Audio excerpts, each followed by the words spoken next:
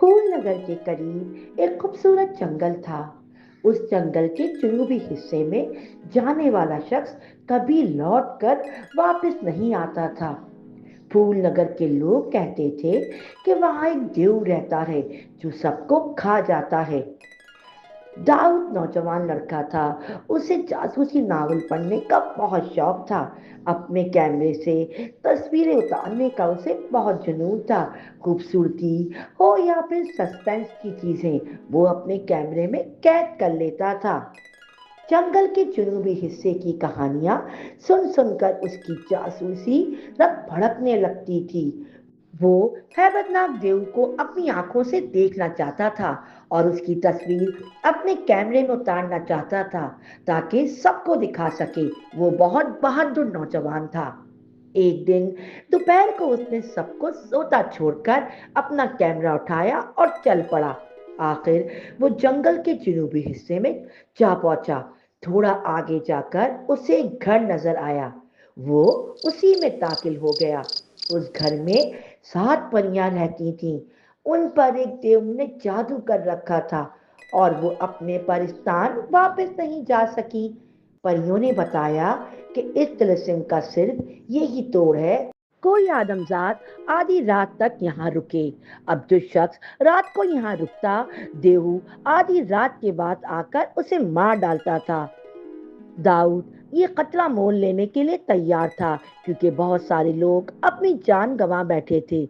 उसने उन परियों से कहा कि वो उसे तहखाने में छुपा दे और जो कुछ मांगे उसे वहां तक पहुंचा दिया जाए। चुनाचे परियों ने ऐसा ही किया।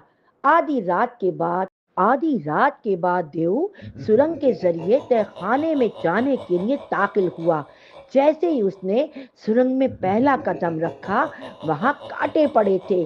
आखिर जैसे तैसे करके दरवाजे तक पहुंचा तो अचानक उसके सर पर आटे की खुली हुई बोरी आन गिरी। देहू आटे में पूरा लथपथ हो गया और दरवाजा खोलकर अंधाधुंध भागा। जैसे ही वो मुड़ा, उसके ऊपर जाल आन गिरा और वो बुरी तरह फंस गया। दाऊद नजर बचाकर बाहर निकल गया। 1 घंटे तक दाऊद के बाद देव जाल से आजाद तो हो गया था, मगर बाहर निकलने का रास्ता दाऊद ने बंद कर दिया था। सुबह होते ही परियों का तिलिस्म टूट गया था। लेकिन जरा रुकिए, देव का चैप्टर क्लोज नहीं हुआ। जब वो बाहर गया तो जंगल भी उससे परेशान था। हवा ने उसके अंदर एक जहरीला मादा भर दिया और वो हवा के अंदर जल के भस्म हो गया और एकदम गायब हो गया। परियां बहुत खुश थीं। दाऊद के दिल में खुशी भी थी और सुकून भी था। उसने ना सिर्फ एक खतरनाक देव को शिकस्त दी बल्कि 7 मासूम परियों को आजाद भी कर दिया था। परियां उससे बहुत खुश थीं क्योंकि उन्हें अपने वतन पाकिस्तान जाना था। उन्होंने दाऊद को बहुत तारीफ दिए। वो दाऊद से बहुत खुश थीं। फिर दाऊद अपने घर वापस जाने के लिए रवाना हो गया। वो बहुत खुश था क्योंकि उसको तस्वीरें जो दिखाना थी लोगों को।